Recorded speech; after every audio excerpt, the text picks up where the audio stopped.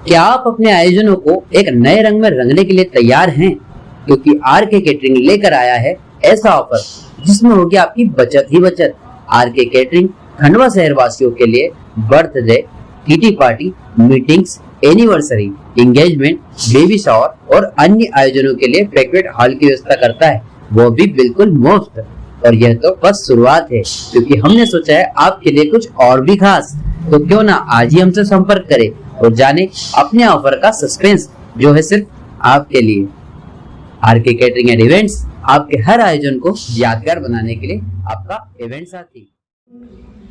बॉलीवुड के हरफनमौला कलाकार किशोर कुमार की आज पूर्ण तिथि है और सुरों के स्मार्ट इंडस्ट्री के मस्त मौला सिंगर रहे जाने वाले किशोर कुमार के बारे में कुछ दिलचस्प बातें उनकी गृह नगरी खंडवा से कुछ लोगों ने बताई है। और हम आपको बता दें कि आज बॉलीवुड के हरफनमौला कलाकार महान गायक किशोर कुमार का पुण्यतिथि पर आज गायिके के साथ किशोर कुमार एक संगीतकार और एक्टर डायरेक्टर भी थे और खंडवा में किशोर कुमार की समाधि पर पहुंचकर हर प्रशंसक उन्हें याद कर रहा है। बड़ी संख्या में किशोर प्रेमी उनकी समाधि पर पहुंच रहे हैं और दूध जलेबी का भोग लगाकर उनके गीत गाकर किशोर कुमार को याद कर रहे हैं। वहीं मध्य प्रदेश सरकार भी आज किशोर कुमार की पुण्यतिथि पर राष्ट्रीय किशोर अलंकार समारोह का आयोजन भी करती है। बॉलीवुड कलाकारों में को इस दौरान सम्मान भी दिया जाएगा।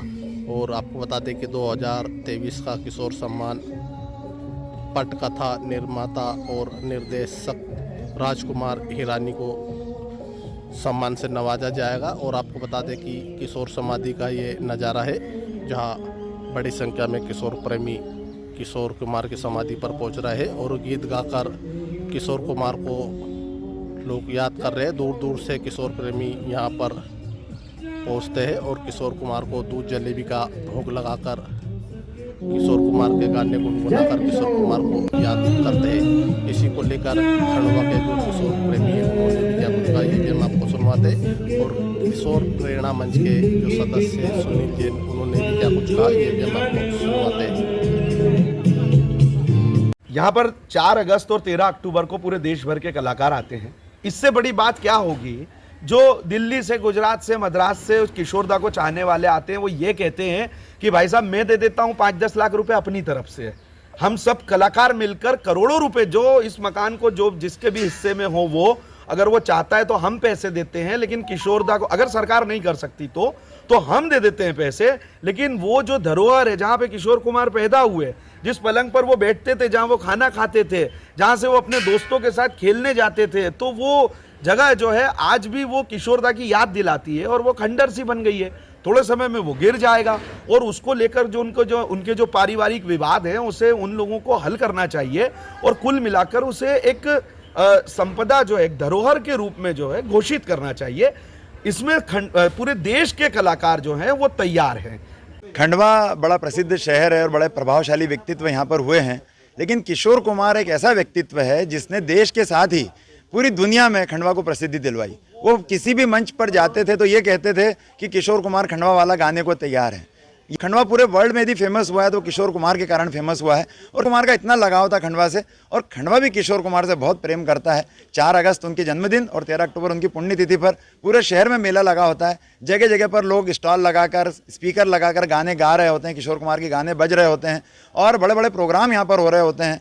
कुमार के बारे में हम सब जानते हैं कि जब तक वो जीवित रहे तब तक तो खंडवा को उन्होंने याद किया ही, लेकिन उन्होंने अपनी वसीयत में ये अंतिम इच्छा लिखी थी कि यदि मुझे कुछ हो जाए तो मेरा अंतिम संस्कार खंडवा में किया जाए। और ये जो समाधि आप देख रहे हैं, ये समाधि किशोर कुमार की वो स्थान है जहाँ पर उनका अंतिम संस्कार हुआ था।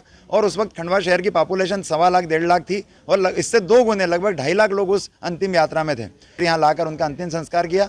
और ये जो स्थान है वो खंडवा के किशोर प्रेमियों के लिए, गायकों के लिए किसी तीर्थ स्थान से कम नहीं है।